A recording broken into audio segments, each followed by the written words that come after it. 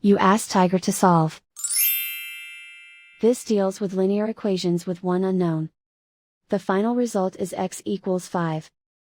Let's solve it step by step. Group all x terms on the left side of the equation. Subtract x from both sides. Group like terms. Simplify the arithmetic. Group like terms. Simplify the arithmetic. Group all constants on the right side of the equation. Add 4 to both sides.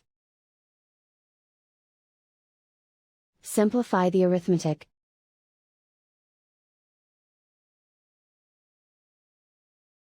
Isolate the x. Divide both sides by 2.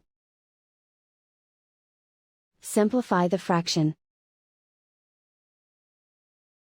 Find the greatest common factor of the numerator and denominator. Factor out and cancel the greatest common factor. And so the final result is x equals 5.